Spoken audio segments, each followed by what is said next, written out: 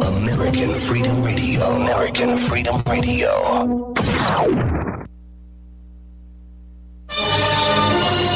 It's the Opperman Report. Join digital forensic investigator and PI Ed Opperman for an in-depth discussion of conspiracy theories, strategy of New World Order resistance, high-profile court cases in the news, and interviews with expert guests and authors on these topics and more. It's the Opperman Report. And now, here is investigator Ed Opperman. Okay, welcome to the Opperman Report. This is your host, private investigator Ed Opperman, and this show is brought to you by emailrevealer.com. That's my website. You can go there and catch your spouse cheating online. We can trace their email address back to online dating websites. And you can also go there and get a copy of my book, How to Succeed as a Private Investigator. If this is the first time you're hearing this show, if you're new, please check out OppermanReport.com, and we have there a members section with all new kind of content, all new shows that aren't played either live Friday night or on Saturday afternoons. It's all exclusive content available only to members. That's at OppermanReport.com. We also have a bookstore with all of our guests. Whenever they have a book, we put their book up there in the bookstore. Okay. Let's see. So, we're having a little trouble getting a hold of our guest, St. John Hunt, who's the author of Jeb and the Bush Crime Family, the inside story of an American dynasty. But as soon as we get him on the line there, I'm sure Danny's going to let me know. So otherwise, I'll just fill up this time here with my wonderful voice. Yeah? Keep everybody entertained here as we try and get a hold of St. John Hunt. So, let's see. I got two new shows up in the members section. One is Brendy Richards, who is from South Africa, and she has a radio show on Red Talk. What is that? Red State Radio. Red State Talk Radio, and her show is called Truth About South Africa. Now, that's up in the members section right now. I just did this interview this week. Fascinating woman. The beautiful blonde, blue eyes, lives in South Africa over there on this big property, has horses and stuff. And so, we were talking about what's going on over there since the end of apartheid. And one of the things she had described to me was how they have these voodoo witch doctors over there.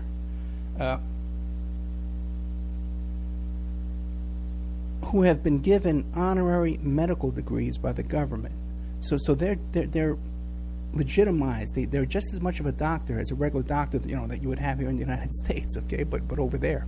So they can write absent notes for their patients, to their employers and stuff. And one of the things that they do in their voodoo ceremonies is they have concoctions with animal blood and animal bones and brains, and also too human blood and human body parts and stuff in this concoction that people drink, that they give in, and they do their ceremonies, okay?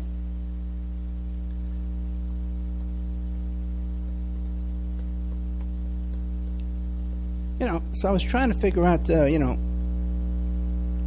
how does this work? And she was telling me how they pay $100,000 for a human head, for a decapitation that they can use in these ceremonies. So I was trying to figure out how this works. Is it like hidden away? Or, do you have to go through the black market to find these people and stuff like that? But she says, no, you see them.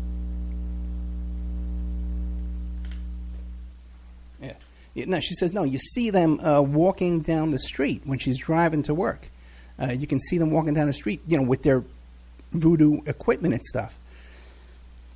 So one of the people she was telling me about that had gone down there and did one of these ceremonies was Michael Jackson, the king of pop, okay? That he went down there and did one of these blood ceremonies with the human blood and the animal blood and stuff like that. So a really interesting interview with Brendy Richards over there in the Opperman Report members section. Oh, boy, we're going to have that hum.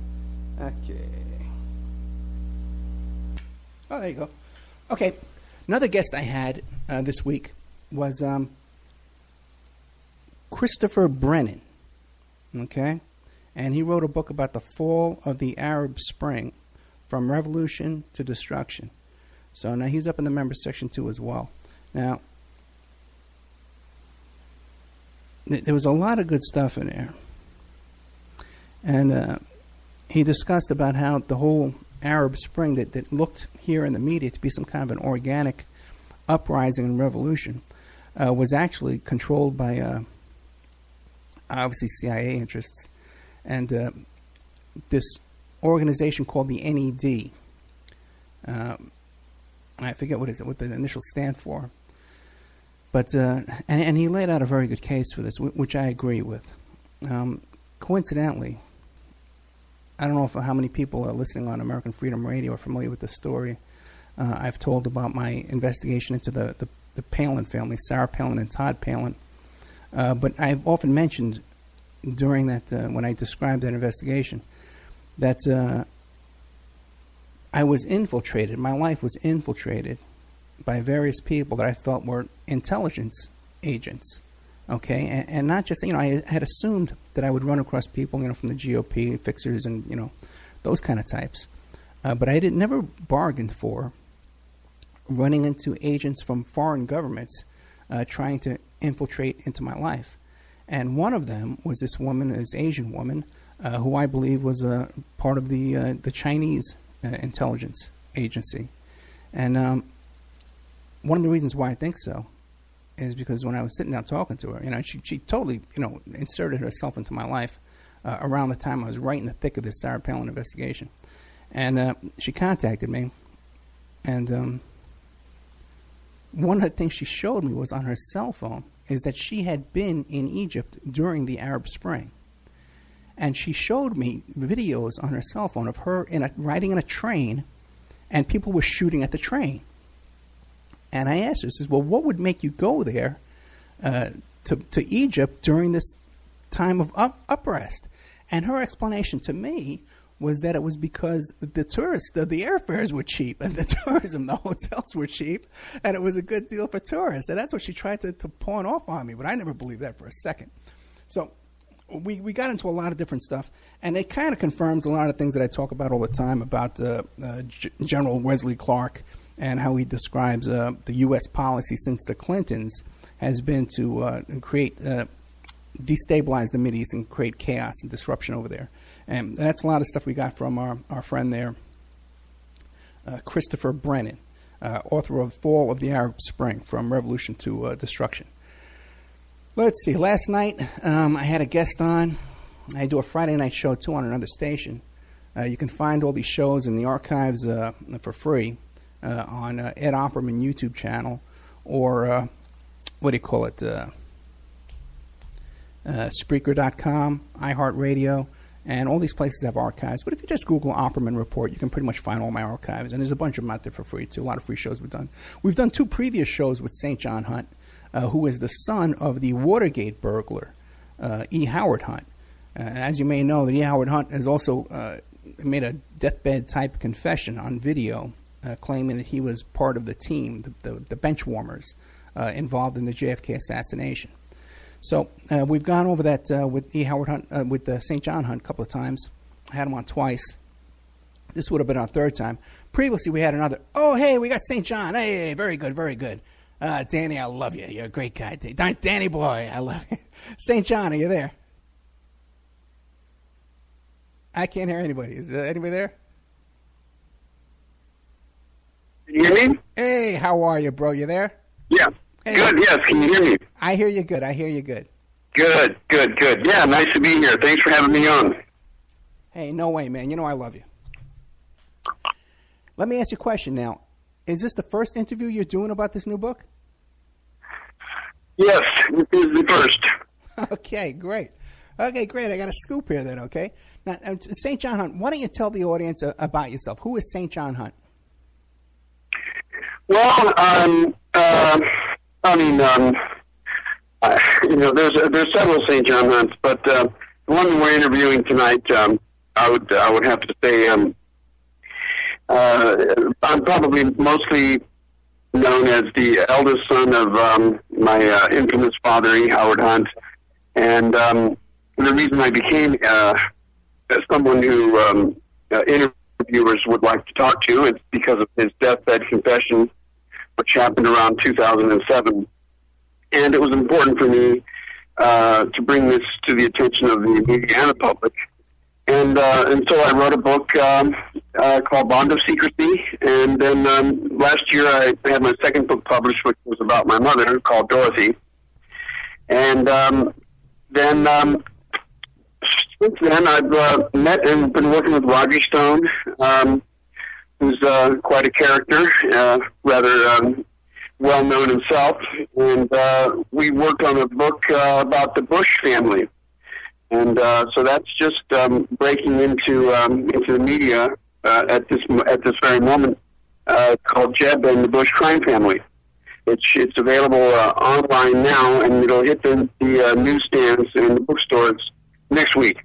Okay, great. And I saw, too, there was a little blurb. I guess it was the National Enquirer had a little piece about the book. Oh, did it? I haven't seen it yet. Yeah, you didn't see that, huh? It talked about how Jeb, according to your book that you wrote, right? You know, it's funny, too. This is the second time I had a guest on who was in the National Enquirer and didn't know it, okay? Also, the first one was I wrote a book about Bill Cosby, and I just had her on recently. But, yeah, it said that Jeb was snorting coke to celebrate his brother's election. Yeah, well, you know, Roger is a kind of author. He really just goes for the jugular. He does his research very thoroughly, as I do mine. My part in the book, I wrote everything concerning Samuel Bush, who was the original, the OG, the original gangster of the Bush family, starting in pre-World War I. And I wrote everything about Samuel, and then his son Prescott, and then his son George H.W., and then into George W. Wrote some of that, and then Roger pretty much handled all the material on Jeb and a lot of it on George W. Well, but I took on the challenge of defining the events that created Jeb Bush and George W. Bush, because it's very much akin to an American mafia family. I find that when you have a criminal organization that's based, you know, with a family like the mafia, whether it's Sicilian or American, you have a predetermined set of circumstances with which the young children grow up in, you know, the sons. And the original foundation of that can be found, say, for example, the Bonanno family, the American Bonanno crime family, started in Sicily with Salvatore Bonanno way back in the early 1900s when he emigrated to the United States. And then he hands the criminal empire down to his son, and then that man hands it down to his son, Bill Jr. And we have the very same family structure with the Bush family, starting with Samuel Bush, and then, as I said, carried on through each son as they come up in the world. And I found with the Bush family that as each son takes the helm of the family, you know, takes the reins, becomes the new king of that family, the Bush family, that the amount of criminal enterprise they're involved in increases dramatically. In other words, these kids, Prescott, George H.W. Bush, they then have learned through watching their parents that crime does pay, and this is a very dangerous thing that's been going on with the Bush family, and there's been no other family really quite like it. I mean, the Kennedys had that similar sort of dynasty, but I can't really say that the crimes of the Kennedy family even come close to the crimes of the Bush family. Well, don't you think that part of that could be because of the addition of the CIA connections?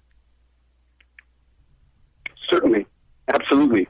It's because as each generation comes up and takes its what they feel is their rightful position in their family, they've learned to corrupt as many surrounding entities that will come in to their larger scope as each generation progresses. And that's a really good point. It is in part because in terms of the Kennedys, we don't have a union between the CIA and the Kennedys. In fact, we have what's really the opposite. We have almost a stalemate. We have a war, if you will, between CIA and the Kennedys. But in the case of the Bush crime family, we certainly have an infiltration and corruption, and that's a very good point. That's one of the things that makes the Bush family so dangerous as opposed and different than the Kennedy family. Well, why don't you give us a history lesson? Why don't we start with the first Bush you started investigating and give us an idea? Because I think everybody knows about Prescott Bush and his Nazi ties and stuff like that, which we'll get into. Okay, but let's start with the one I never heard of. There was one older than him. What do you have there? Well, Samuel Bush, certainly, he started out fairly simply and got a job with the railroads. But then Buckeye Steel was where he started working, and they originally manufactured the links, the couplers that joined the two trains. That would join one train to another, and they did very well for themselves. But in I'd say about 1914, 1913, they acquired acquisition of Remington Steel, which was a fairly straightforward union between Buckeye Steel and Remington Steel. However, Remington Steel was one of the largest ordnance makers in the United States of America. And so Samuel then became a leader and an instrumental person in the direction that Remington Steel was headed in. And by 1916, for the First World War, Remington changed its name to the Remington Small Arms Ordnance and Ammunition Corporation, and they ended up producing and selling 67% of all the rifles used in World War I by the United States, Britain, and Russia. And shortly after the War Industries Board, at the end of World War I, which they had been working with, they had a profit in excess of $200 million. And shortly after that, in 1917, under Woodrow Wilson, the U.S. Congress passed a very important legislation entitled Trading with the Enemies Act. And the objective of that was to stop American corporations, both industrial and banking, from trading with our enemies and the allies of our enemies during World War I. But unfortunately, Samuel Bush and Remington Steel paid no mind to this. And even by 1934, when there was a special committee that was held in Washington, D.C. on investigation of the munitions industry, it was also called the Nye Committee. Samuel Bush was labeled as one of the merchants of death for his role in supplying arms to 75% of World War I combatants on both sides. So it really started with Samuel Bush way back then, with his realization that war was an opportunity to gain financially, that war was something that should be viewed in a positive aspect, and one that should be leapt upon with great vigor to use for the personal gain of himself and his fellow cronies. That's fascinating. And you're saying that he just came from a guy that was working for the railroads and started manufacturing those couplers. Right. That's right. I wonder what gave him the idea, who he came into contact with, or what gave him the idea to say, hey, get into the arms business. Look at all the money you can make over there. Well, it was the fact that when he was working for Buckeye Steel, which at the time, as I said, was building the couplings, there was an acquisition that had occurred, and he was offered the chance to move forward with the company. And as a result, over a couple of years, he was put in a position where he was then working with the War Industries Board just prior to World War I, and Remington Arms Manufacturing then was providing 67% of all the rifles used in World War I, and they continued this very profitable manufacturing for themselves, and even expanded upon that throughout World War I, and that didn't stop even in World War. Even when Sam Bush was labeled publicly as a merchant of death, although he was never officially prosecuted for it, but the Nye Committee in 1934, its final report that was issued said that Samuel Bush was one of the merchants of death for his role in heading up the arms supplying for 75% of World War I combatants on both sides. This did not prevent young Prescott, who took his position in the manufacturing world and with Union Banking Corporation. So, like father, like son, like father. And as you mentioned, that each growing generation becomes worse because of the corruption that the field of corruption grows greater and greater. This is when the original military corporation union really started in the very early 1930s with Prescott Bush. Certainly the genesis was with Samuel Bush. There was no other huge manufacturing company that made small arms or ammunition other than Remington Steel. Remington Steel, Remington Arms.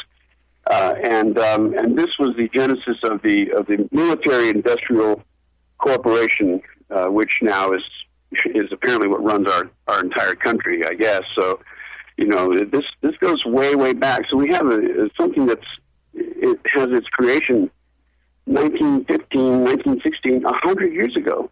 This year. Well, yeah. Wow. Now, if I go out and buy a Remington shotgun, does any of that money go into the Bush hands today? Yeah, that's a very, very interesting question, Ed. I really don't know, but I'll have to do some research on that. Yeah, because I wonder if they would give up all their stock and all their holdings. Probably not. They'd keep some. Well, no. As a matter of fact, I think there's a point where they did divest themselves. It was in the 50s, and there was another committee formed under the Trading with the Enemies Act that froze all the shares of Union Banking Corporation, which was where the profits from Samuel Bush ended up in through Prescott. His son Prescott became one of the heads of Union Banking Corporation, which was formed in 1924 in New York. And this was a banking corporation which was really a front to handle the interests of a German manufacturer named Fritz Thyssen. He was president of German Steel Trust, the largest steel trust in Germany at the time, and this was pre-Hitler. However, Thyssen became Hitler's main financier and used his associations with Prescott Bush, who was a lawyer at Brown Brothers Harriman and also one of the heads of Union Banking Corporation, to set up this Union Banking Corporation as a front to finance Hitler's war machine, because it was obvious to the Harriman people and Brown Brothers and certainly Prescott Bush, that another war was brewing. And just as Prescott's father had done, Samuel, they geared themselves up to support as many participants in the war as possible, both American and German and Russian. So they ended up pretty much doing the same thing that Samuel did. Prescott went right ahead with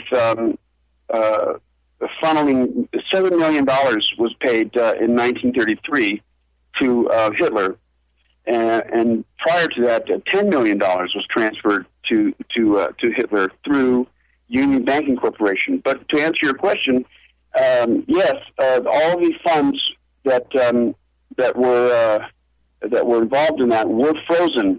However, after Fritz Dyson died in 1951, all the funds were released, and Prescott Bush ended up getting about $1.5 million in 1951. So the 1951 $1.5 million was pretty much a lot of money. Now it's interesting. You're saying that Harriman was involved in this too. And who was that? A.J. Harriman from the Union Pacific Railroad, right? That's right. See, this is the same original. This is another family that made its bones. I'll say in the railroad business. Railroad business was, the primary exponent of American steel up to that point, and there was a lot of money made by these people, and so they started divesting their huge earnings into as many different smaller corporations as possible. And certainly one of the biggest examples of this would be the Union Banking Corporation in 1924. So Harriman and Bush were in league with each other in the Union Banking Corporation. Yeah, people need to realize how significant this whole thing with these railroads was back in those days. Because all these companies nowadays, like Western Union, that all came from the railroads. The railroads ran the first telegraph. The railroads created the time zones. That was because of the railroads. The railroads had huge amount of power. So Western Union Telegraph started. Then it was Western Union Telegrams with the money, with all the money transfers and stuff. So this is, and then it went to oil because they were transporting the oil back and forth. So the unions were the railroads were incredibly powerful back in those days. Yeah, they really, this isn't just a conspiracy history here. This is all these situations with for example, the merger of Buckeye Steel with Reddington Arms. These are all factual statistics and things that actually happened and are easily verified. Now, ultimately, there should be no really reason why two corporations shouldn't come together. But when the result of that is used to finance your enemies in a world war or any type of war, then there has to be some kind of oversight. But in these days, there was very little oversight, and now it seems as though we talk about sunshine laws and oversight and things like that. A lot of these military couplings with huge industrial corporations are almost just a matter of fact. It's like they're not even questioned anymore. But the rise of the military-industrial complex, as Eisenhower spoke so eloquently in his last speech when he was saying, we have to be careful of never before in history has there been such a huge military-industrial complex, and he was warning us that that's the union of corporatization of the military. Did I lose you? World. Yeah, which today, just think about it today, it's gotten even more extreme when you have like Halliburton and all these the outsourcing of all these military services, like the phone services and the lunches and the foods and the laundry, and we're paying thousands and thousands of dollars to launder these guys' uniforms when they used to do it themselves, in house, for nothing. Right. I think you're extremely well educated and knowledgeable about the modern examples of the military-industrial union, which was formed way back in 100 years ago by Samuel Bush. So, like Halliburton is a perfect example. The war in Iraq is almost the war itself becomes almost as an incidental. It's like, oh yeah, but the real money is made in all the ventures that support the war, support the soldiers, as you said, the laundry, the lunches, the medical supplies, the armaments, the tanks, the bulletproof vests. These are all lobbied for when the military puts out the word that they want to get they want to get people to they want to get companies to give them the best price possible on 5 million bulletproof vests or whatever. There's a huge payoff situation, and in many instances, Halliburton is the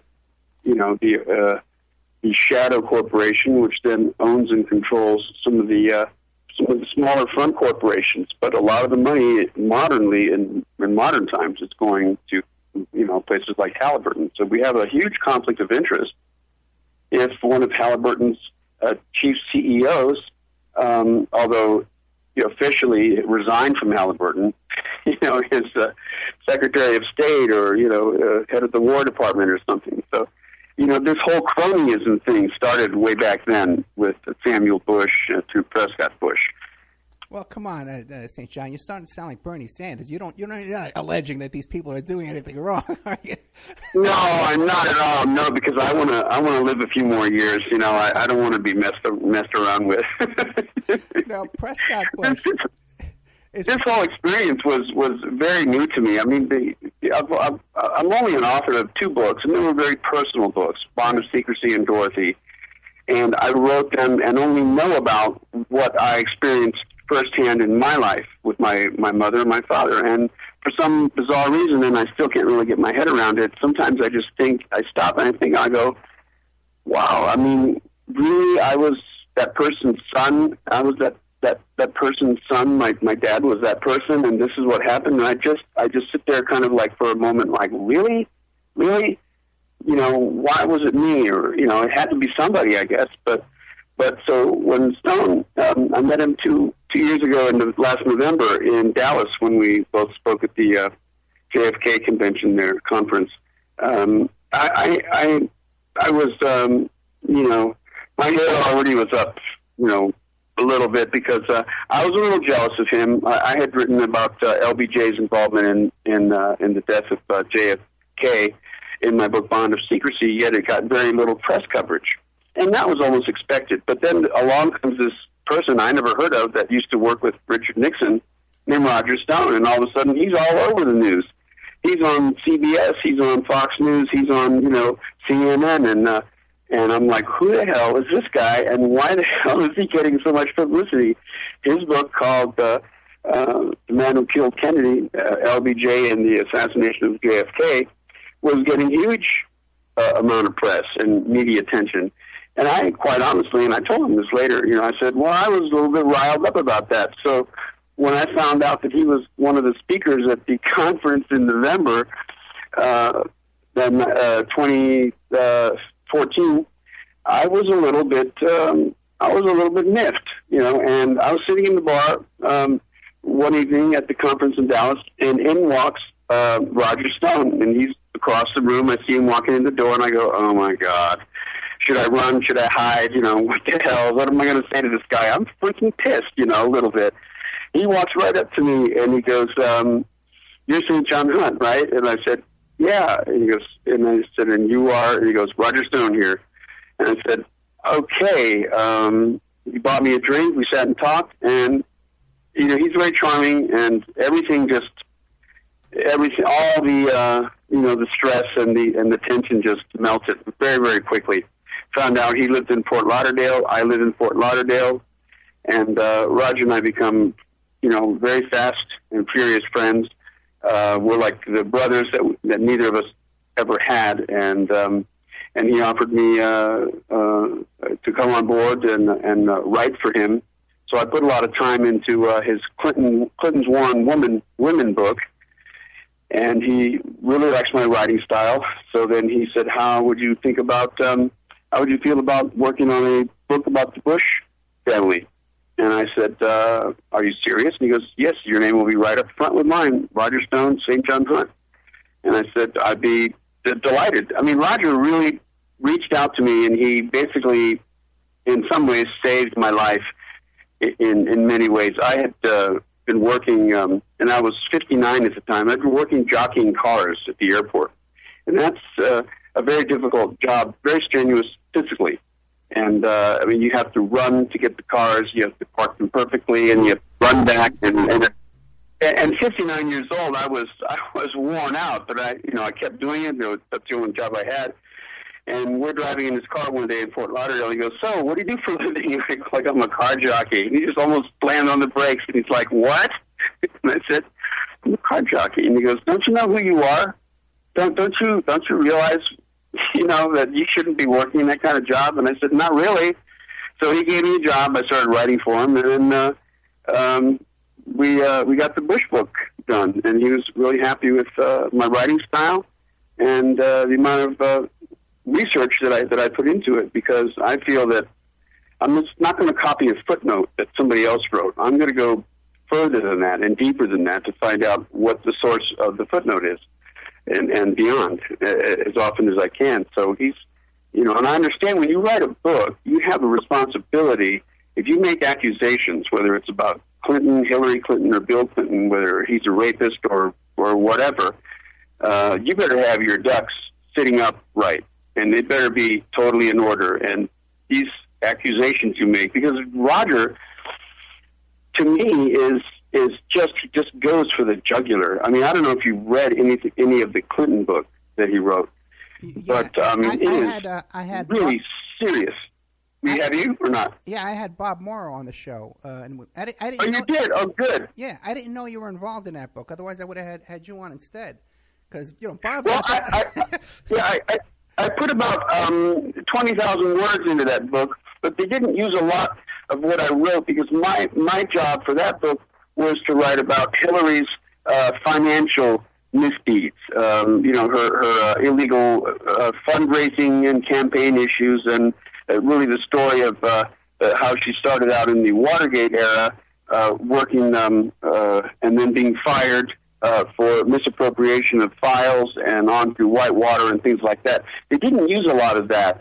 And I think because just prior to the publication of Clinton's War on Women, there was this other major book that came out about the Clintons' financial misdeeds specifically. And so I don't think they wanted to repeat ground that had just been covered. And I think it was also a test to see how quickly I could come up with word, and how deeply I researched it, and how solid I was in my footnoting. And I think I passed the test, and Roger was happy with what I did, although they didn't use most of it. But it was more like a test. But Robert Morrow, he's an awesome researcher. That guy whom I've never met, but we correspond through emails. What's he like? Well, you know what, man? I tell you something. I've had him on twice, and you're right. He's a great researcher, but the audience didn't like him. He didn't. At the second interview, the audience didn't come off very well, and we got a lot of complaints. But I like him personally. We chat on Facebook and stuff, and then we comment back and forth. And I know he's an abrasive guy, on the internet. He didn't come off very likable that night. But the information is great. Now let me ask you a question though about Roger Stone. Now, do you think maybe that now he was a Watergate dirty trickster, and digging up dirt on the opposition, right? Do you think he knew your dad or your godfather? I know that he didn't know my dad. Roger Stone never met E. Howard Hunt, but he did have some interaction, I believe, with my godfather, William F. Buckley Jr. Possibly. I've never asked Roger, but I've read that Roger was part of some of these groups like Young Americans for Freedom and things like that arose up in the 70s and 80s. He's a pretty fascinating guy. Always seemed to have been involved in politics. I met his mother, who's like 99 years old or something recently, and she's very sharp and quick-witted and a lovely person. And, she talked about how Roger, even at the age of 12, was completely consumed by politics. And so this is a man, to me, whose brain is like a machine. Roger is like a unrelenting machine. He can spew out facts and dates and events and times and places and people with just the most awesome ability.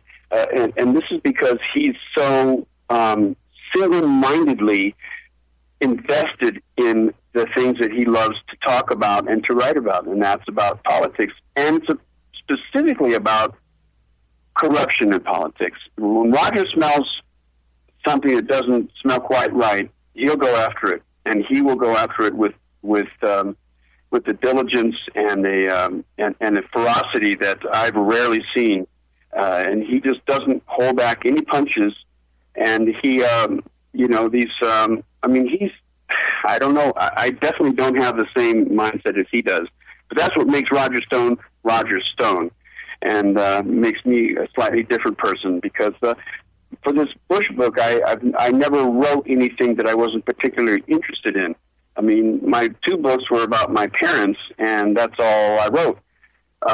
And so for the Bush type of writing, I had to learn a completely different writing style, and I had to invest myself in trusting Roger that there was some fire where the smoke was, and true to Roger, there was a fire where the smoke was, and I got very much into researching this Bush situation because I had no idea.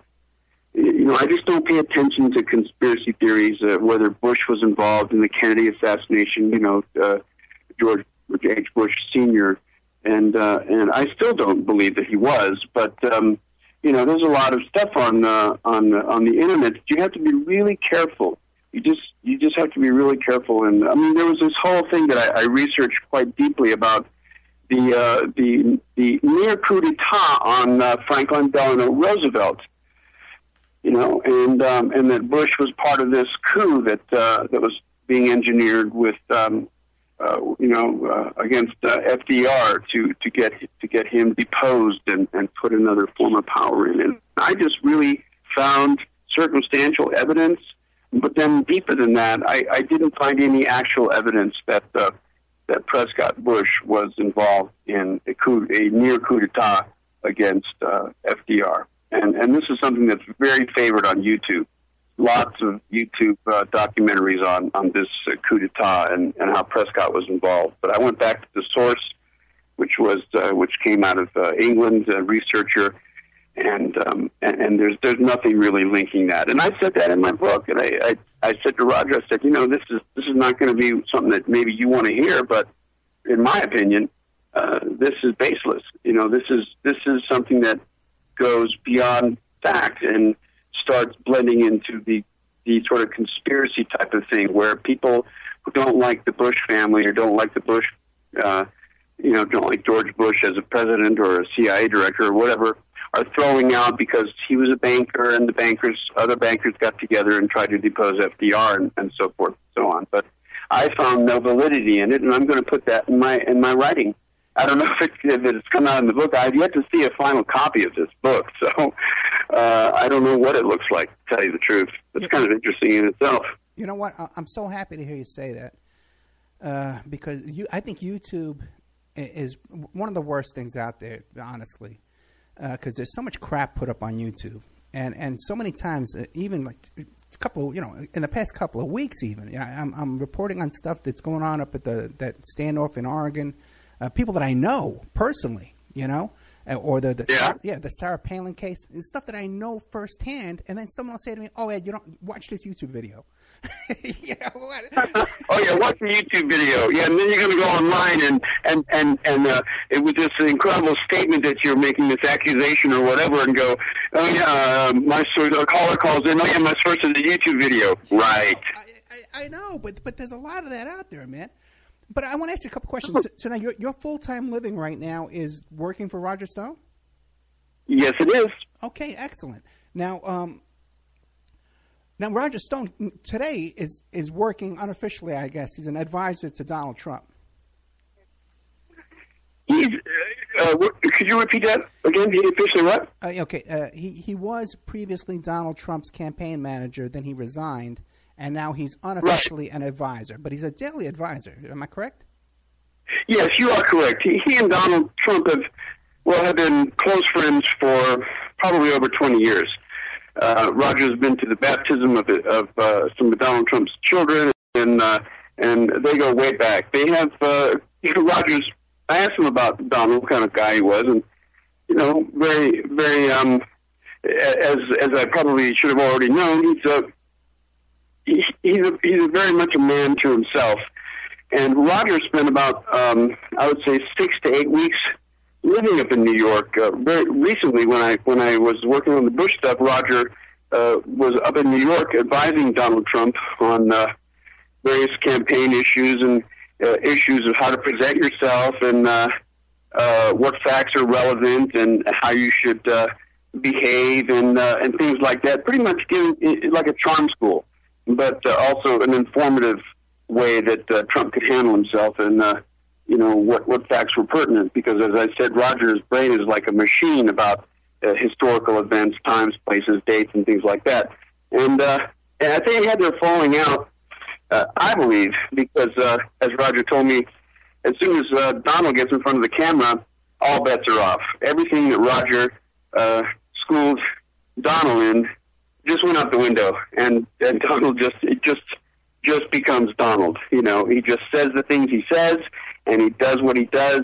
And Roger felt that he had spent 6 to 8 weeks up there every single day, and it was wasted. And so he came back down. Of course, Donald says he fired Roger, and Roger says he resigned. But I think that was a mutually agreed. Probably Roger saying, "Well, if you're not going to use all the things that I've been schooling you with, then what's the point of me being up here and being part of your campaign?" And of course, and they're still very good friends. They communicate quite often, and I'm a little scared now of Donald Trump. For a brief moment, I was sort of enthralled with the idea that this guy was an outlaw and that he wasn't beholden to the big corporations, the big pharma and oil and Wall Street and so forth. And he may or may not be, but yes, Donald and Roger have been and still are very good close friends. Okay, but do you want to give an endorsement right now? Who do you endorse? I don't think so. I'm looking more and more, although it's a sad state of affairs. I think Bernie is my man because Obama broke my heart. Really, I have to be honest and say that because I believed when he said yes, we can. I don't know if I was naive or whatever, but I mean, I believe that he was going to shake up the status quo, and it turned out that not only didn't he do that, but he increased and supported every single thing that George Bush had done, and this was shocking to me. This was absolutely shocking, and it broke my heart, really. But Bernie, I believe, I just don't think he really is going to end up as president because he's too much of a maverick. I mean, it's one thing to say that you want to have a constitutional revolution. You want to have a revolution in the way things are done and all this stuff, and that's truly what we need. But you have to be able to gain the confidence and the support of members of the Senate and Congress. Otherwise, nothing is going to get done, as was proven in Obama's first and second terms. I mean, he may have had these idealized, feelings about, that we can't do this, and we have to change Wall Street, and we have to change the corporate stranglehold that they have on government and so forth. But when the House and the Senate are a majority of Republicans, you cannot get anything done. So, and I fear that if Bernie gets elected, that's what's probably going to happen, because he's such an outsider, he's such a maverick, and his words are so truthful and so honest and so much what we need. I think that it's just too far for the House and Senate to support him, and I think another 4 years of nothing getting done is just cannot happen. So then, where does that leave us? Hillary Clinton. Well, no. Well, let me encourage you about Bernie, because I'm definitely a Bernie. Yeah, I'm Bernie 100%. Now, first of all, Obama was taking money from the same people Hillary's taking money from. He was taking money from the same people. Right, Wall Street, everybody. Right. So, yeah, obviously, and Obama, too, his first job out of college was a CIA front company. So I believe Obama was CIA. Now, Bernie, when Bernie became mayor in Birmingham, Vermont, it was the same thing. The city council was totally against him. But the next year, the next election, he was able to bring it in and fill it up with his own people. In fact, they called them the Sandinistas, is what they called them. He brought in his own cadre. Yeah. Short the firing squads. Okay, so I believe he can do the same thing with Congress. I believe even in this year we can bring in a more progressive Congress. And listen, we got to fight. We got to keep moving in that direction. You know what I mean? And we got 3 million people donating to Bernie right now. Small donations. Go to these rallies, man. They're smart people. The people at the rallies know what's going on. They're tuned in, and everyone's moving in the correct direction. I say let's keep pushing. All of us. We got a shot. Let's take it. No, I totally, wholeheartedly agree with you. We cannot give up, regardless of whether we think the outcome is going to be a success or a failure. We have to show the strength of the average American citizen who is just completely fed up and tired of being taken advantage of by that 1% or half of 1% elite, the corporate CEO and moguls. It's this whole stranglehold that they have. We have to stand up and fight. When I was a kid, we did that by going out on the streets. Right. And I remember in Washington, D.C., we went out on the streets, we protested, and we brought our Molotov cocktails under our jackets. And that's the way we did things in the 60s. And I know that the 60s accomplished a lot of things that would not have been accomplished at that time. I know the pressure we put on Nixon to end the war in Vietnam was tactical. It was real. You could feel it. You could see it. Those demonstrations at Kent State and the lives that those kids lost, that meant something back in the day. And I'm 61, so I not only remember those times, but I was there. I was on the street at a very young age, 14, 15 years old. I went down to the mall in D.C., and I protested, and I ran as the crowds were running from the cops and the tear gas. So I know, and I totally agree with you. We cannot stand idle and have any doubts about Bernie Sanders. I mean, he is, thank God, he's alive and in good health. Thank God he is the one person that can save us. Literally, I feel that down to my bones. No, I'm 53 years old, and I've been an activist since I was in high school. Again, I was with the Yippies in New York City. I was a member of the Yippies. I think I told you the whole story. I was friends with A.J. Warbin and stuff like that, who had your father's picture on the front of Overthrow magazine, that kind of stuff, I got to tell you, I am convinced that Bernie would run with your endorsement. The son of the Watergate burglar is now endorsing Bernie Sanders. I think they would love that. Wouldn't that be? That would just be so crazy. Sure, I mean, I will publicly support and endorse Bernie if there's any way that could get out to the press. I would certainly do it.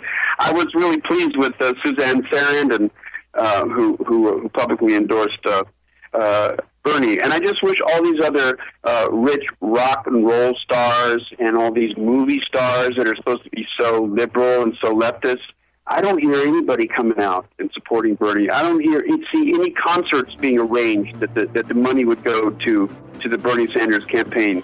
These guys have got to quit talking about how cool they are and how liberal they are and really do something to show that they're in support of Bernie. St. John Hunt, we got a break coming up. We got St. John Hunt, author of the book, Jeb, The Bush Crime Family, The Inside Story of an American Dynasty. We'll be right back after this message.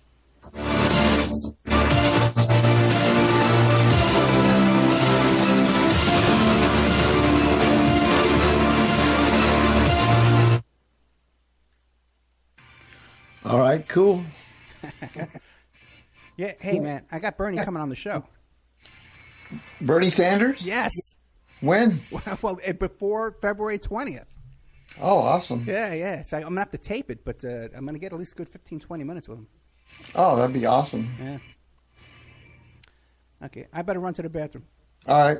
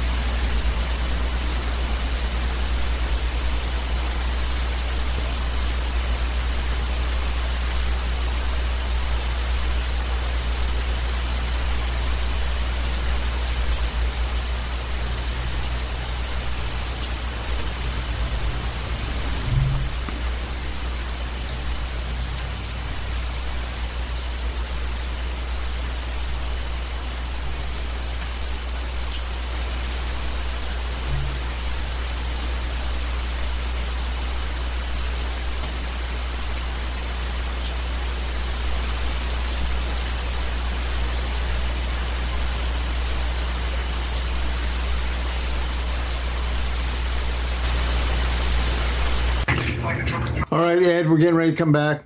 Thank you. Actually, we still have about 35, 40 seconds. Okay.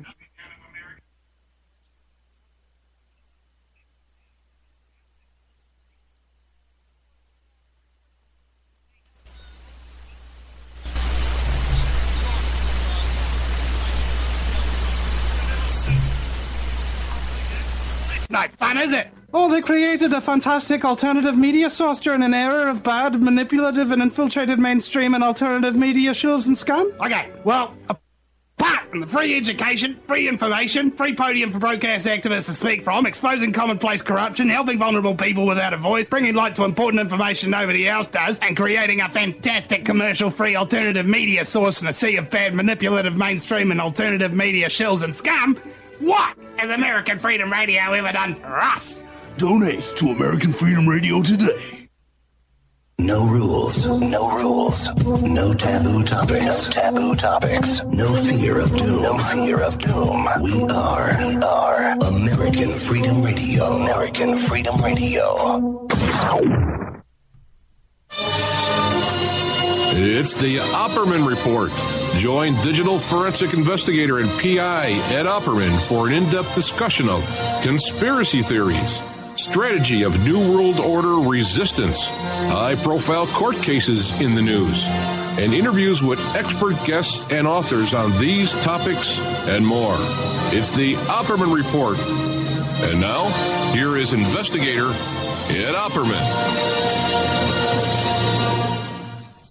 Okay, welcome back to the Opperman Report. Before I get back to my guest, St. John Hunt, author of Jeb and the Bush Crime Family, the inside story of an American dynasty, I want to give a quick shout-out to my sponsors who keep me alive and keep the show going.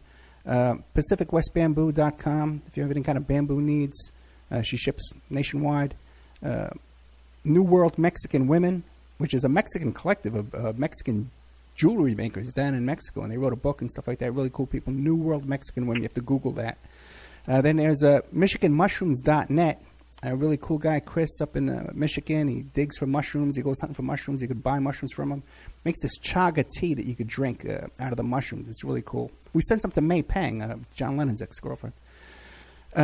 Miguel La Sala, author of The Rodeo of Doom. He wrote a book that was edited by Hunter S. Thompson's first editor, but edited the Hells Angels book. And then we got the StrawmanMusic.com, good old Sean Duff, who is my webmaster and helps us out here. He has a band called Strawman, and that's his website. But we're here with St. John Hunt. St. John, you there? Yeah, I'm here. Hey, what do people call you, Saint for short or John? No, nobody should ever call me John. I'll give them one chance. If they call me John, I will politely correct them, and then they should call me Saint or St. John. Okay, but if you call me John 2 times in a row, I'll get hot and sweaty under the collar. Okay, really? Okay, great. All right, I better be. Now I better write this down. So I'm the worst when it comes to this stuff. Hey, by the way, I was going to mention to you that Michael Moore just came out and endorsed Bernie. Oh, great news! Great news! Great. Yeah, he's very cool. I got one more question about Roger Stone. Now, did you ever talk to Roger Stone about how he came about to handle the Reverend Al Sharpton's presidential campaign? No, I really don't know anything about the Sharpton campaign and this relationship to Roger Stone. What's going on with that? Well, yeah, when Al Sharpton ran for presidency, Al Sharpton has a lot of connections to the GOP, and he always has. As a matter of fact, he brokered the deal to get Coretta Scott King into the box there at the convention with George W. Bush, and for that it's all been laid out by the Village Voice, called Al Sharpton Sleeping with the GOP, and even when he ran for mayor in New York City and he lost, he came out and says, "Well, you don't know my motive for running. And he could put a Republican in." So I think little dirty tricks that were behind the background, which is what Roger Stone is pretty much famous for. So I would love to get a hold of Roger Stone one day and get him on the show. And well, he's one of the few people he answers text. First of all, he rarely answers the phone, but he will answer my text. And if there's a show that you'd like us to both be on or whatever, I can certainly forward that to him. You can email me and give me a wide set of dates and times, and I will make sure he gets that and responds to it. Oh, man, you're the best. I love you. Thank you so much, man. I really appreciate it. So, you know what? As a matter of fact, we were talking about you just the other day. I did a show. This really cool guy wrote this book about the CIA's involvement in Jamaica. Do you know anything about your dad being involved down there in Jamaica with the overthrows and the destabilization down in Jamaica? No, I don't. I've never heard of my dad, any involvement he had with Jamaica.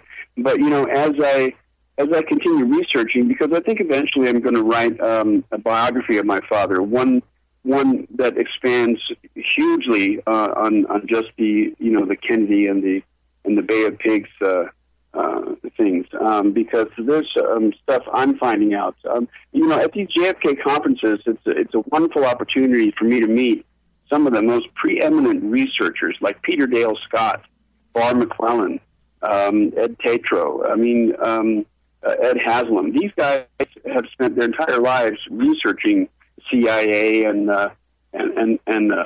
so forth, and they have things that they've found out about my dad, which they're sending me, and I've got to really say that I was a little nervous when I first started going to my first JFK conference as to how I'd be received by these eminent scholars, and they have greeted me and treated me so fairly and so warmly, and they've greeted me with open arms and total support that they're just wonderful people. They're not crazy. They're not kooks. And I got a chance to meet Peter Dale Scott, who's very, very advanced in age.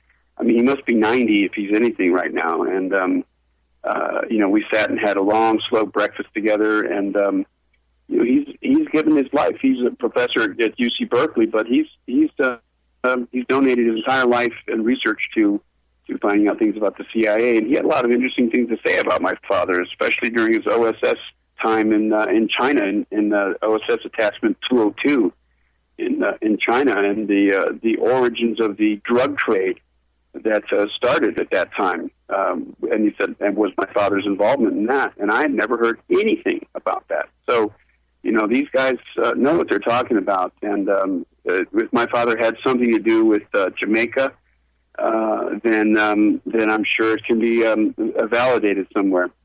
What about Daniel Hopsicker? Did you get a chance to hang out with him? I did. Daniel, he's a cool guy. I asked him, I said, how come you don't have copies of your book up there? I said, I can't get your book for anywhere under $200. What's up with that? And he goes, well, that's what's up with it. It's $200. You want it? No, you pay $200 for it. And I said, oh man, come on.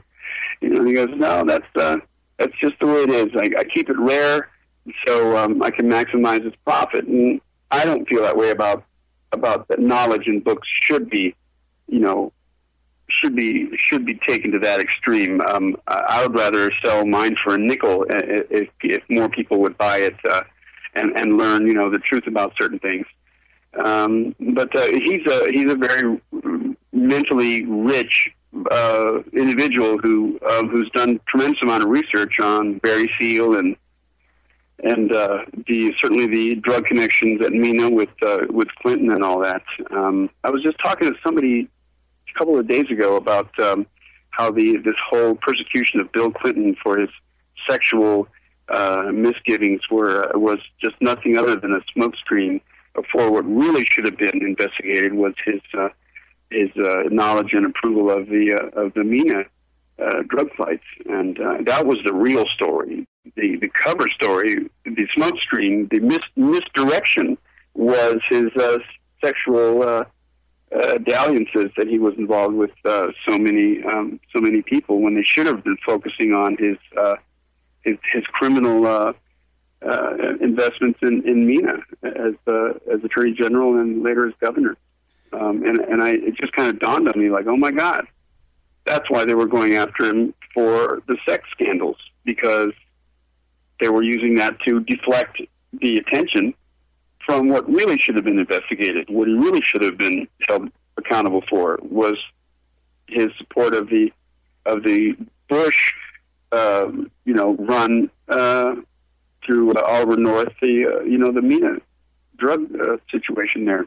And I said, you're probably exactly right. That's what they do. They misdirect us. They give us some very minor scandal, and then they play on that while the real serious stuff just goes on and on. Yeah. The Bushes and the Clinton go way back, and they had to have been full-time partners, and I think that was the the spark of Clinton's career is getting his hands on that coke money coming through Arkansas, you know, and what led to all his power today, which is phenomenal. Yeah, I agree totally. That's where he made his bones. You know, he was given the choice of, well, you can either support this as governor, or you're going to be in deep trouble because it's going to happen whether you want it to or not. And Clinton, you know, what else? You know, I mean, he's just that kind of person. I think that's the state of American politics, as Bernie Sanders lays it out, is just as a completely corrupt, diseased entity. And I think that's why we need, and God hope that Bernie Sanders will get the Democratic nomination, because to put Hillary Clinton in there would be a dangerous situation. Now, the one thing I've come to realize about Hillary Clinton, and this is something I was going to post on my website or on Facebook or something, was that, you know, I could almost stand Hillary Clinton being president if, and only if, she put all her criminality, her connections, and the things she's gotten away with through campaign fraud and through you know, all the different things that she's done aside, and use her power as a very cunning and savvy woman to get things done that will help the people. But I don't know that she's capable of doing that. I know she's in bed with pharma and the Wall Street bankers and so forth. As Bernie pointed out to Hillary, you know, and to the American, you know, people in these debates, you know, how can you say you're going to go after Wall Street and when you accepted, you know, $15 million in donations? Our own kind of sly way, we were hoping that Jeb was going to make a bigger splash than he has, sure, just for the sales of our book. You know, we were going, damn, what's wrong with this guy? He knows we're publishing this book, and he's not going to make a big splash because he doesn't want the book to sell. But that was just a humorous thing we talked about once. But I think he's so laid back, and he's so non-aggressive, because I think it's part of his. I think it's part of his planning. It's part of his machine. I think he's waiting for some of these front runner types to burn themselves out, as Trump may or may not do, as Cruz or Rubio may or may not do. He's waiting for them to kind of use themselves up, so to speak, and then he's going to come on strong. I think that's what he has in mind, and certainly it's been evidenced recently by the inclusion of his mother and his brother George in a campaign advertisement that's coming out, and then his mother made an appearance or two in support of Jeb. But Jeb's just got just as many skeletons in his closet. Every single corporate situation that he was involved in Florida, with different real estate ventures and banking ventures, ended up just disastrously, with many of the participants being jailed for fraud, for illegalities, and Bush skates through without nary a bruise, and I think this is just a continuation of what has come from the Bush family. So I think he's a very dangerous person, even more so dangerous because, George Herbert Walker Bush, people thought of him as sort of a milk toast. I mean, there's recordings of Nixon and Kissinger talking about him, George H.W. Bush, the senior Bush, and wondering what to do with this guy that keeps wanting to be vice president but keeps getting turned down. Where should we put this guy? And Nixon asked Kissinger, well, how about London? And Kissinger goes, oh, no, we shouldn't put him in London. He doesn't have the suaveness. He doesn't have the firmness. He's just milk toast. We got to do something else with him.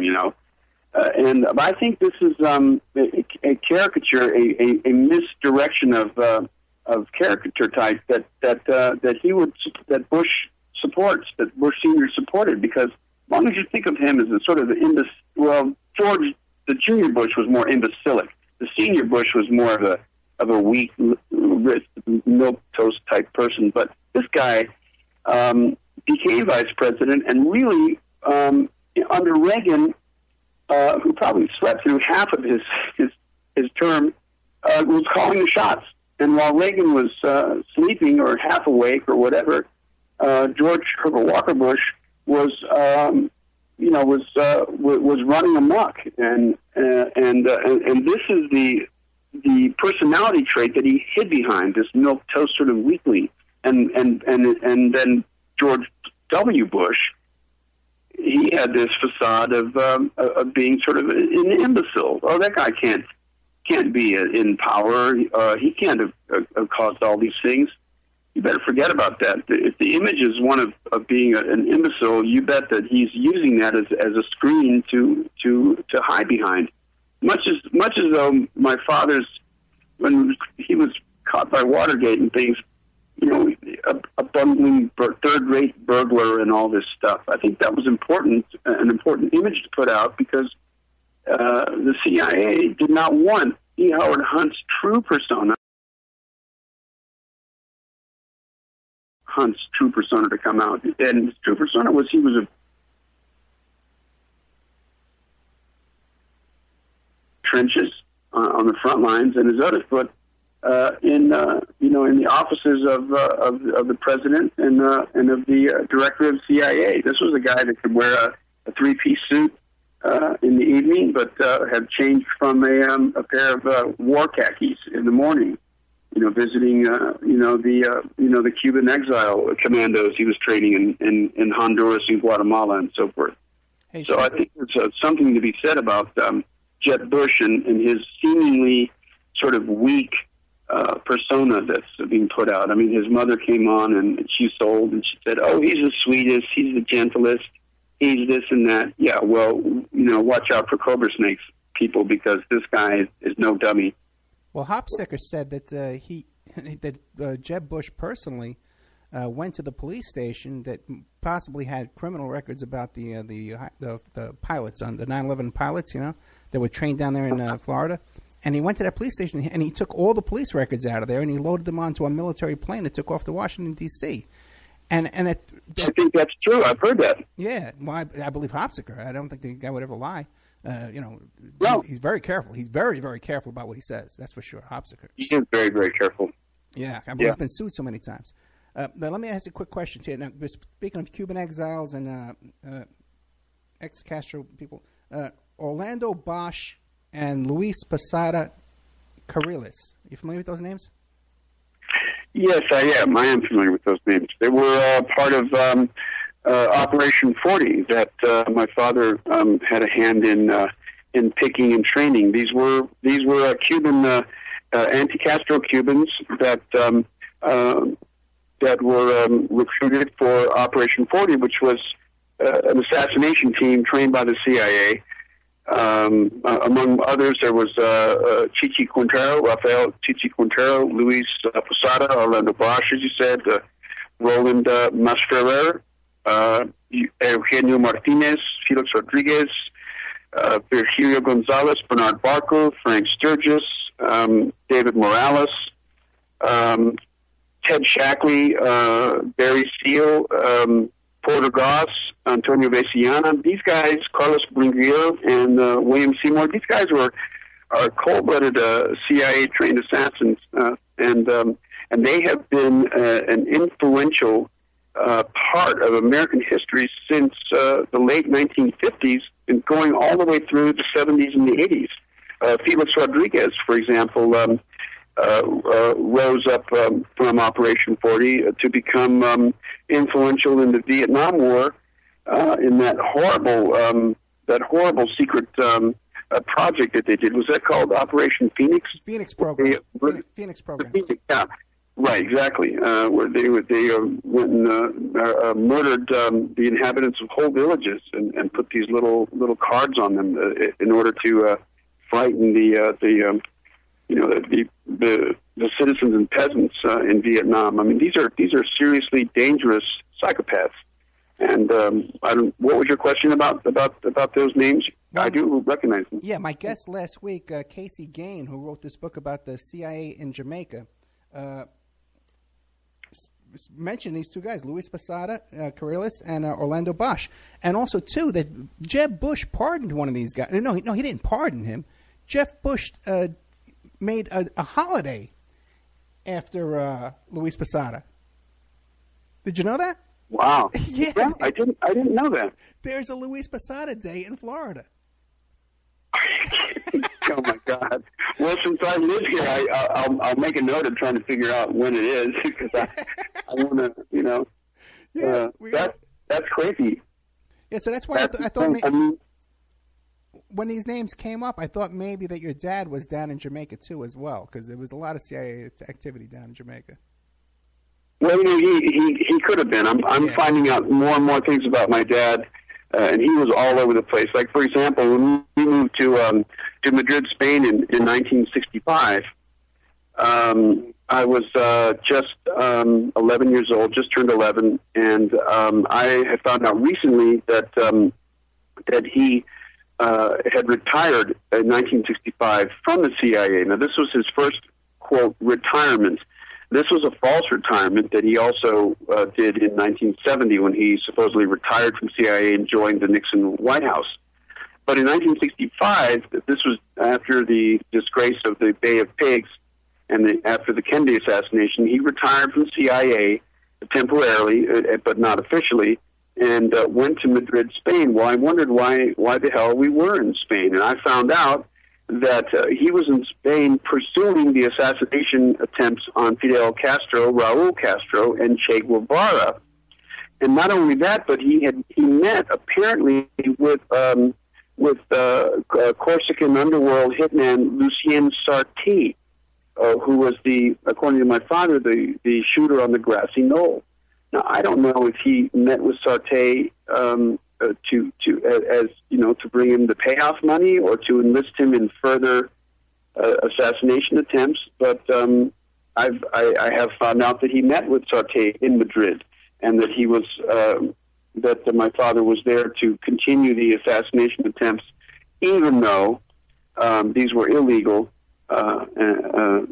against Fidel Castro and Raul and Che.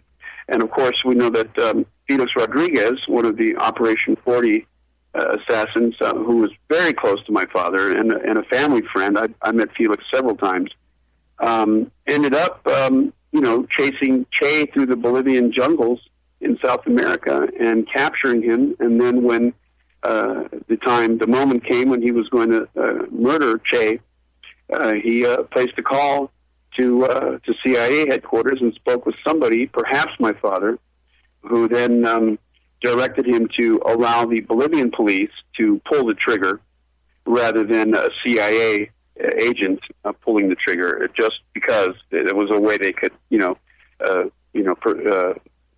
buffer themselves a little. And that's what Felix ended up doing. But he was so proud of his capture of Che Guevara that he has one of his hands right. in his office still. Oh, still to this day? Yeah. Yeah, I heard that story too as well. Yeah, that he cut off his hand and he had it in his freezer for a while. Then he put in I heard he cut off both hands, and he had. I guess he cut off both hands. Yeah. He sent either both or one of them to CIA for verification, and then was given one back as a memento of his amazing the thing that he did. Killing Che Guevara. Wow, what an accomplishment, dude! Yeah, incredible. You can't make this stuff up. It's crazy. When I went to my father's service in Miami, Felix was there, and there was a lot of Cuban exiles there that had been in the brigade, 2506, landed at the Bay of Pigs, and either were captured or somehow made their way home. But most of them were either killed or captured, and Castro had them holed up in his dungeons for 18 months. They came up to me, and they were almost religiously invested in my father and what he tried to do for them. They treated him as if he were some kind of a god almost, and they spoke to me as if I was the inheritor of his values, and they were very, very,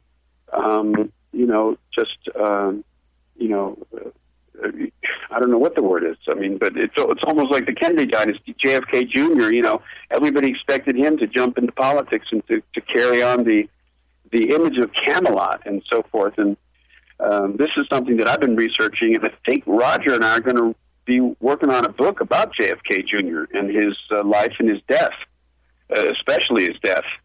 And this is going to be, I think, this is going to be huge because we've uncovered some things. We have a source in New England that is a pilot and has firsthand evidence of serious foul play in that crash.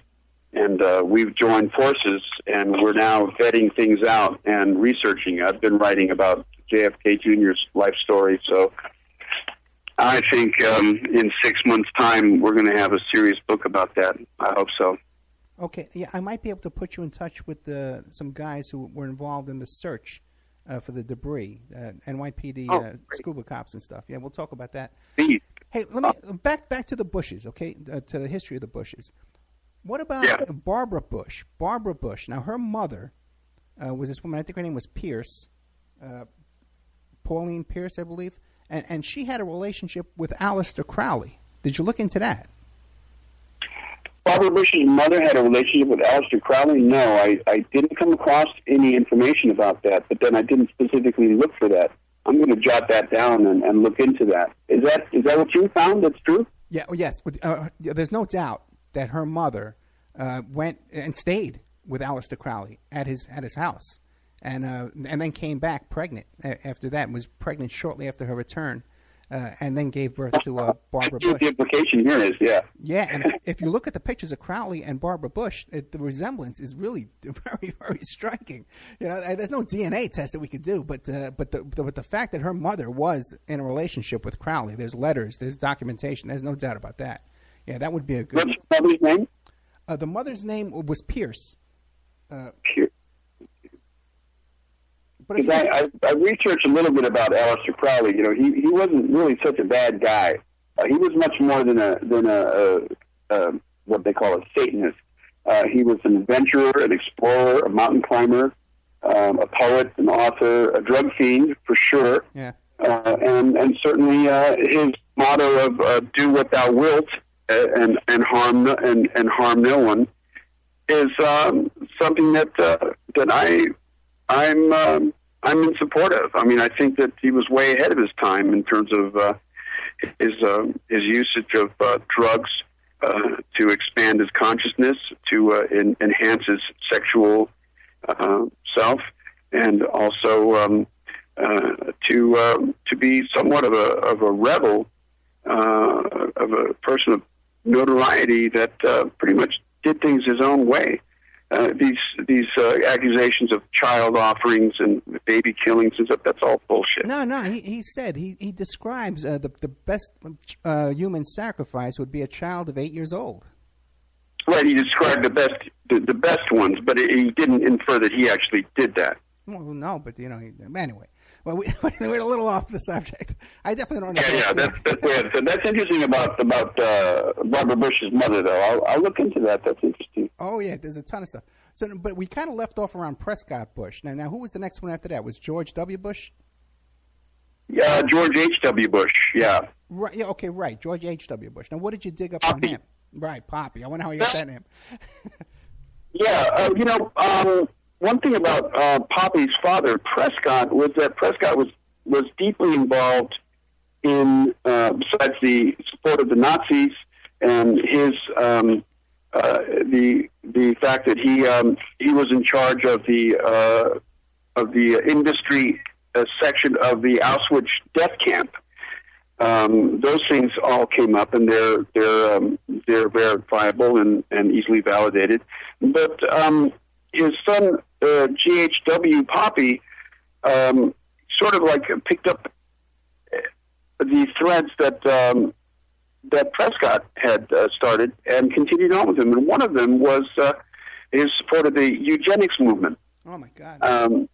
The eugenics movement, and I had always thought that Adolf Hitler started this whole race cleansing mania that went on in Germany to kill the gypsies and the Jews and exterminate those with low IQs and mental retardation issues and so forth. But Hitler, in a quote directly from Hitler, says that he looked to the Americas for how they structured their eugenics movement, and I had no idea that the eugenics movement in the United States was as strong as it was, and who's behind it, both financially and publicly supporting it, was Prescott Bush. And not only did he financially support it, but in 1946 it was decided that a sterilization experiment should be conducted on school children. And under the guise of the Human Betterment League, the Sterilization League of America chose North Carolina as ground zero for their experimentation on children.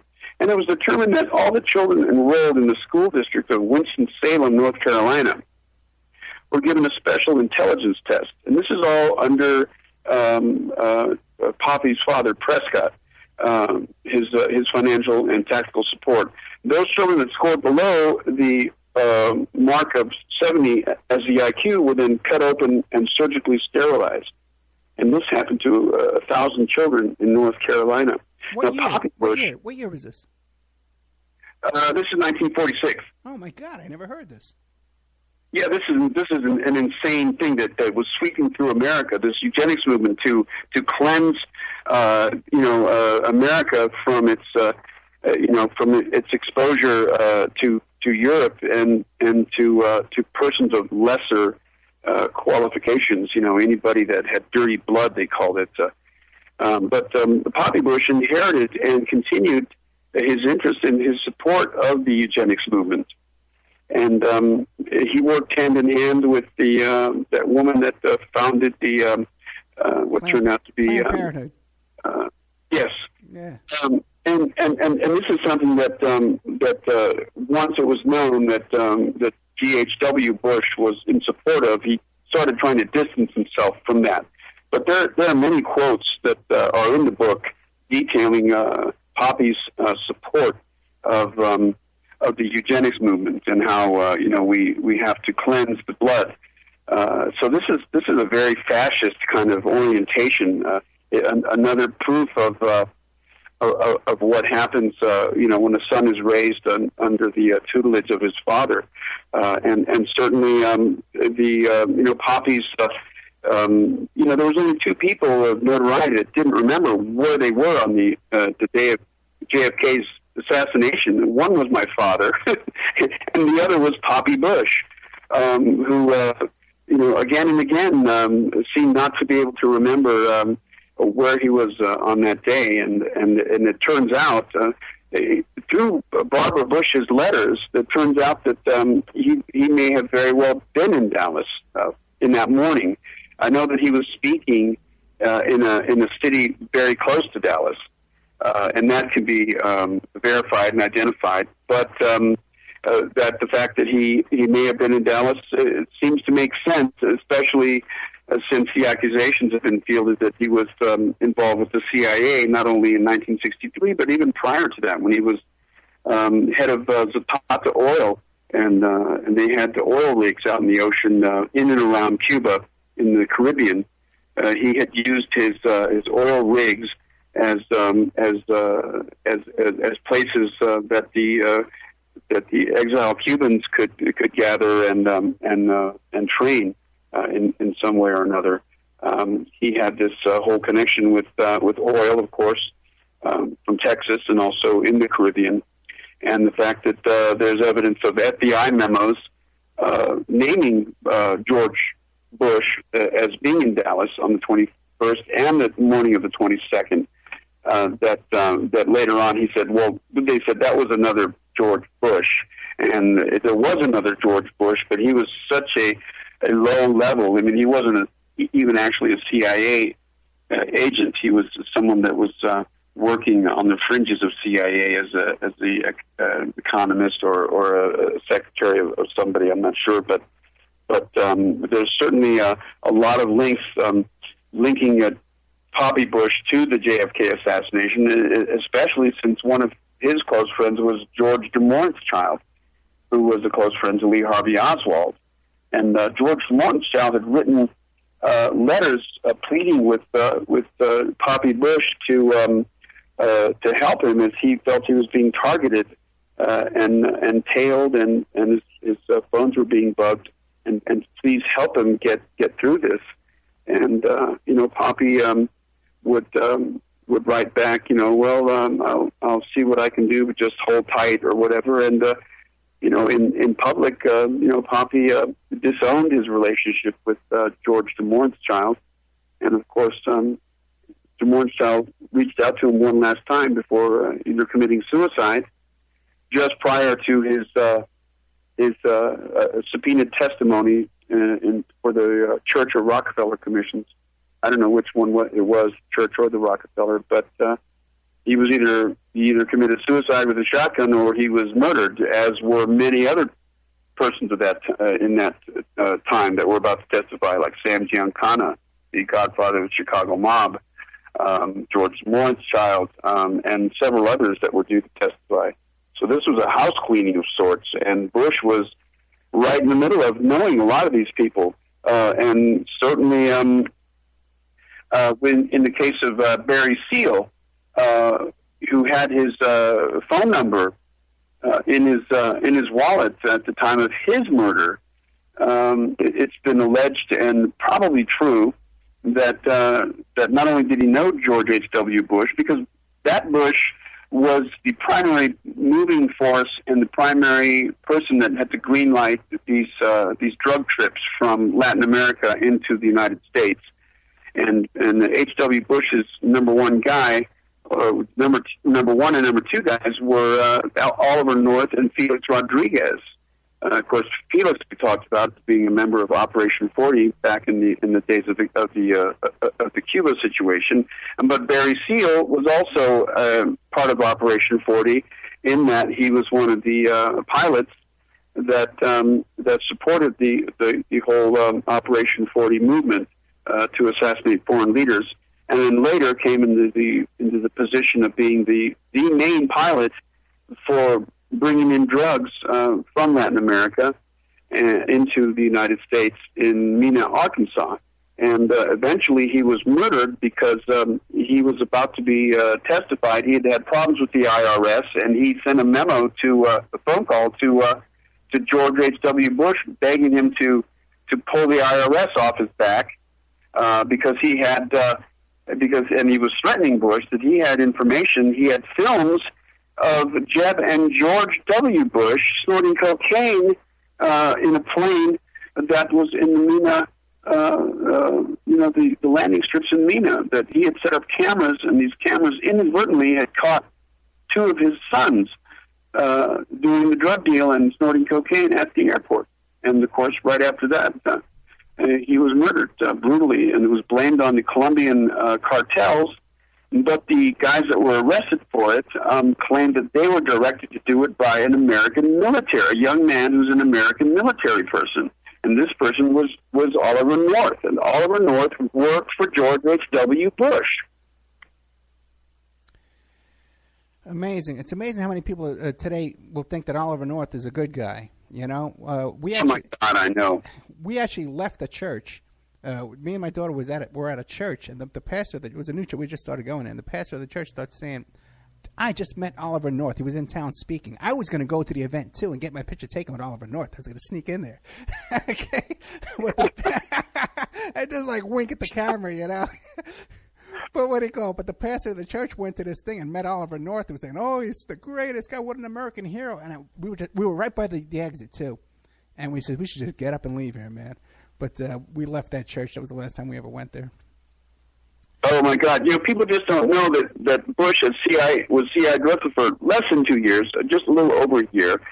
But under Reagan, Poppy formed and became the director of this Special Situations Group, SSG. And that was charged with formulating plans for any anticipated crisis. And this gave him the authority and total control over U.S. intelligence.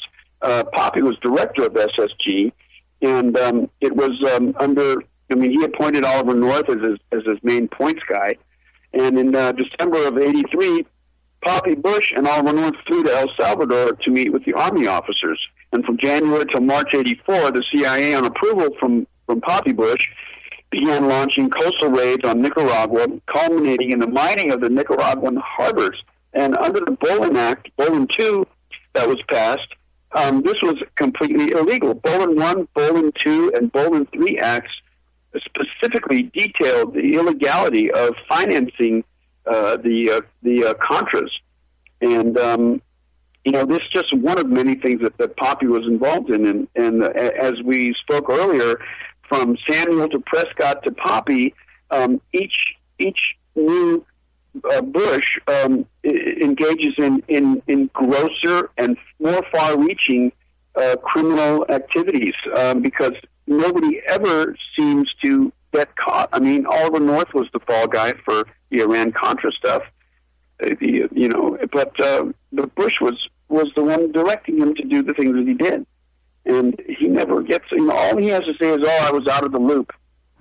Really? You were out of the loop? Then that at least tells us that you're an imbecile and you shouldn't be in a position of power and controlling anything if you had something like this just slip by you undetected. Then you're an idiot and you should resign right now, at the very least. What about Noriega? Did you come up with any connections? Because you see them, there's a photograph of them shaking hands, and that whole invasion of Panama and putting this guy in jail. And by the way, where's Noriega today? Where is he? Yeah. How come no one hears from him? No one hears from him. He's still in lockdown prison. Yeah. The Noriega situation was just another example of the lengths that Bush would go to protect his drug running organizations. This became a code. The code name was Operation Just Cause, and within Operation Just Cause, which was the invasion of Panama, to liberate. This is for democracy's sake. This is what they say: to liberate the Panamanian people from this horrible dictator Noriega, who is a CIA asset and a personal friend of the Bush family. Within Operation Just Cause was a secret operation called Operation Nifty Package, which was to prevent Noriega's escape and to bring him into custody in the United States on American soil. It was a kidnapping operation. The United States offered $1 million reward for his capture. And even though he found, Noriega briefly found sanctuary temporarily at the Vatican diplomatic mission in Panama City, they got him anyways. And because Noriega had allowed the flights, the planes carrying the drugs from Latin America to stop in Panama and refuel and perhaps change planes and so forth, and then fly on to their ultimate destination, in Mena, Arkansas. And Noriega was getting a little bit, he was shaking up things. He was getting a little bit, cocky about stuff. He knew a lot of things which could damage Bush and damage the reputation of America. And when he started spouting, his connections with the Bush family and so forth, it was decided that we need to go in and get him. So what do? We create, some sort of false flag situation and call it Operation Just Cause, or in the sense of the Iraqi War, Operation Freedom, or whatever the hell it was called. And we go in and we extricate those people that are a threat to what's going on in the secret halls of American CIA military complex. And this is exactly what Poppy Bush did. So as each Bush becomes the new godfather of their crime family, it just exponentially just grows and gets worse and worse, as you said earlier. Yeah, Panama at the time, too, was known as a haven for drug money, too, where you can go down, put your drug money down there in Panama banks, as long as you can get it there. They would take your money for you. Now, what about... do we know how Poppy Bush got involved in the oil business? Because it sounds like first it was the railroads, then it was arms, then it was banking, but then how did they get into oil? Well, in the early 1900s, I believe that I don't have my notes in front of me, but I know that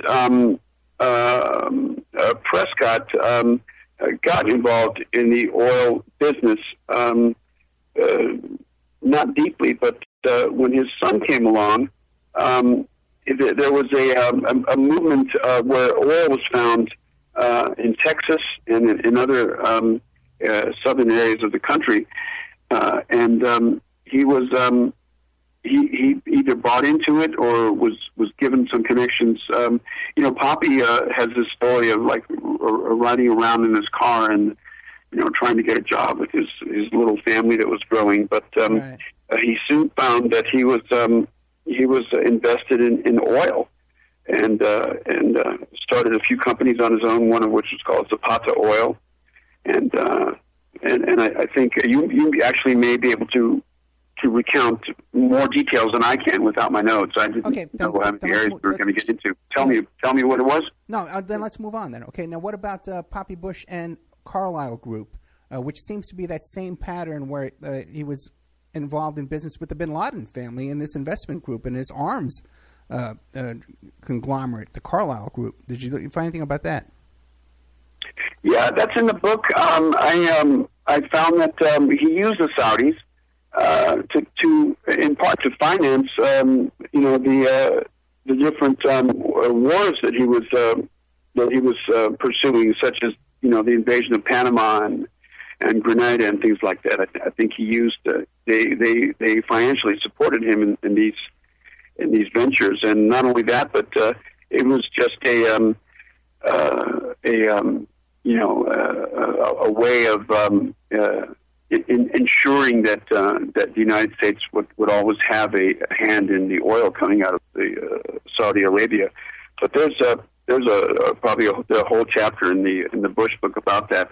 As I said, I don't have my notes in front of me, and there was so much information that I researched and wrote about, and also Roger wrote about today. I have yet to see a copy of the book, even though it's out. You can get it online. Nobody sent me a copy, so I'll send you one. I'm going to send you one, man. Don't worry about it. Okay. I'm going to send it to you. Okay. There was so much stuff. There was so much stuff on the Bush crime family. I mean, so much evidence of criminal behavior that it boggled my mind. I mean, from one thing to the next, it was just like, oh my God. I mean, my mind was totally in a state of, being blown, and as I said, I was very diligent about checking sources and footnotes and so forth. That, just as soon as I vetted out one accusation or one possibility, then there was 10 more to do. It was really a monstrously huge undertaking. And there's been some really great books written about the Bush, crime family prior to ours coming out, certainly that we used as reference.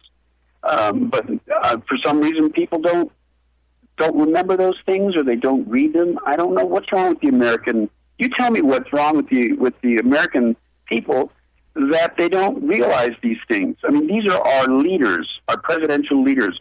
Why aren't people looking into their history and their backgrounds? Why is that?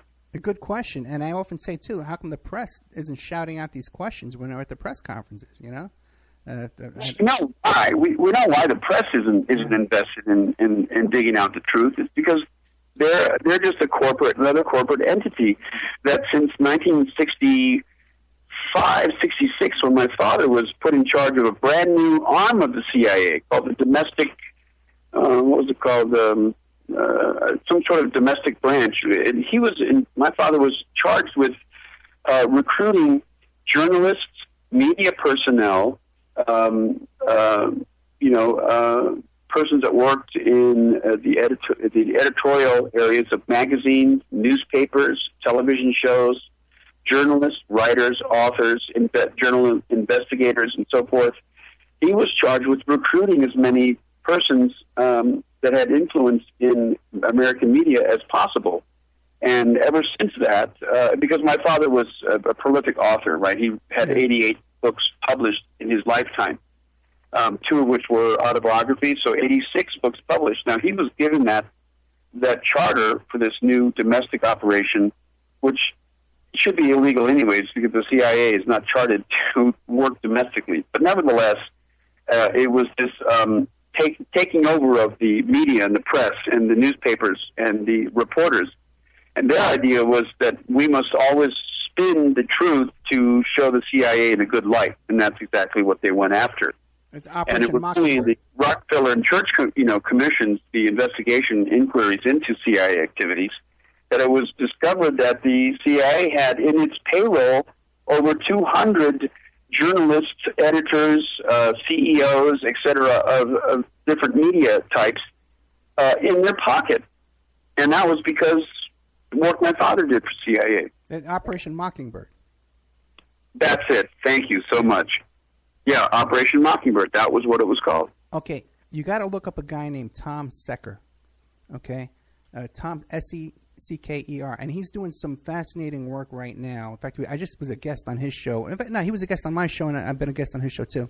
And he does this work where he gets all the Freedom of Information Act documents involving the military and the CIA and the FBI and the Drug Enforcement, DHS, and their involvement in reality TV shows and American Idol, stuff like American Idol, stuff like Cupcake Wars. They're involved in. Okay, and they're really, yeah. Oh, it's man, dude, you're not going to believe it. They looked at 1 week and they were involved in 70 TV shows that were on that week, directly involved, and that's just what they could find the paperwork on. American Idol, Cupcake Wars, fascinating stuff you wouldn't believe. With movies that you would think, but then movies you would never consider. But some movies they're heavily involved in, like Meet the Fockers, Meet the Parents, Meet the In-Laws, whatever that thing is with the Robert De Niro. Yeah, but then what was the guy's name? Tom Secord? What was that? What was the guy's name? Tom Secord, S-E? Oh, no, Tom Secker, Secker, Tom Secker. I'll send you a link to the show I just did with him. Okay. But he's been doing this. He has a series of articles, and he's been doing this work for a very long time. I forget the name of his. He's on Boiling Frog, and I think his Spy Culture. That's his spyculture.com. That's his website. And you wouldn't believe the amount of influence that they have in everything we watch on TV. It's pervasive. I would believe it. You would believe it. Of course, your dad was doing it. I would believe it. Absolutely believe it. Yeah. Hey, it's grown exponentially since '65 when the Operation Mockingbird was formed, and my father was part of that. Well, they're talking about now what they're trying to do is be at the creation meetings where they're creating TV shows and they're creating movies. They want to be at the creative process to start things off. Hey, now what do you think with this movie about Barry Seal coming out? I think it's Tom Cruise is doing it. Yeah, I heard something about that. I don't know. Is it going to be? Is it going to implicate Poppy Bush in his murder? I can't imagine. I can't imagine it doing that. So if it doesn't do that, then it's just a whitewash. It's just certainly Barry was an interesting person, but if it doesn't touch on his relationship with Bush family and his relationship with Oliver North and the drug campaign in Mina and so forth, then it's just going to be a bunch of bullshit. Did you ever see the first one with Dennis Hopper? No. Oh, yeah. There's there's a very little-known movie with Dennis Hopper where he plays Barry Seal, and it's all crap, As a matter of fact, they ripped off Hopsicker, and he got ripped off in that movie. They were supposed to be getting some money from him. They screwed him. But it's a fun movie. It's an interesting movie, but it's all crap, It doesn't talk about, Seal's involvement with the CIA or anything. I don't think it even mentions he was involved with CIA or nothing about Iran-Contra. Forget that. Just that he was he was a high-flying drug dealer, And Dennis Hopper did that, He played Barry Seal? Yeah. I know. Hey, listen, that's so funny because Dennis Hopper was like, for a while he was known as the Hollywood rebel, the outlaw, sort of, I mean, he and Peter Fonda really did bring in a whole new genre of movies and pretty much abolished the old school movie corporations that had all these stars on contract. They were independent and separate from that, and people like Steven Spielberg and so forth. They came up through that new system that Hopper and Fonda had given birth to. And then we have Hopper playing Barry Seal in a whitewash movie. That's pretty funny. Oh, you know what? Hey, we're at the end of the show. Yeah, the music's coming on. I'm sorry. I don't produce this show, so it's difficult for me to time it. But St. John Hunt, thank you so much. Jeb and the Bush crime family, the inside story of an American dynasty. St. John, what's your website? My website is stjohnhunt.net, SAINTJOHNHUNT.net. Okay, bro. Thank you so much, man, all right? Thank you so much, Ed. Glad to be on your show anytime, my friend. Yeah, it's always fun talking to you, man. Thanks, Thank brother. you. Bye. Bye. John Hunt.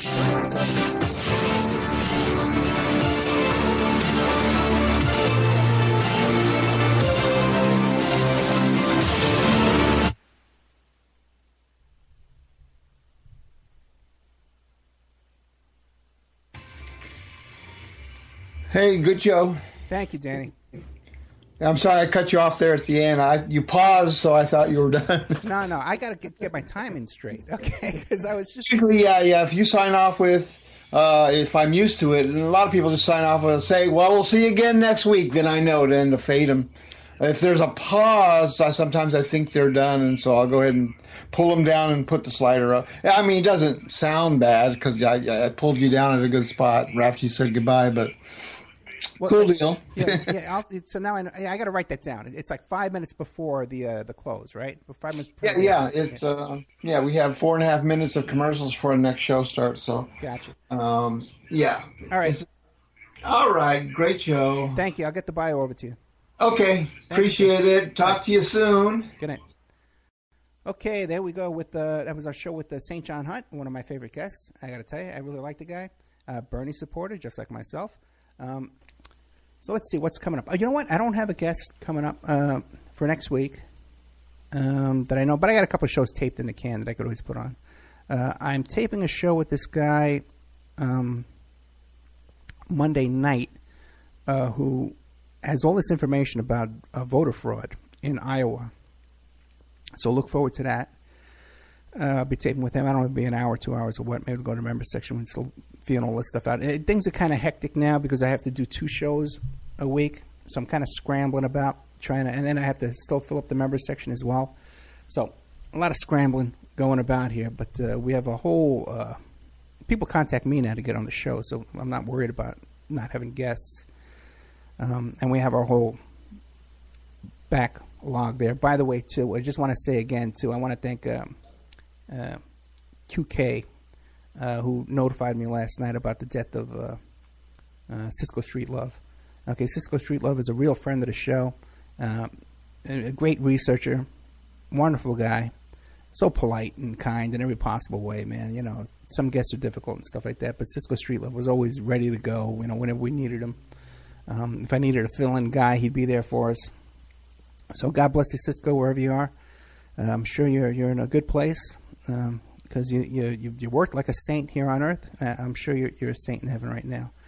So God bless Cisco Street Love. And you can look for those shows we did with them, the kind of research. We did a show about the Maury Terry show, about the Ultimate Evil. Cisco was on that show.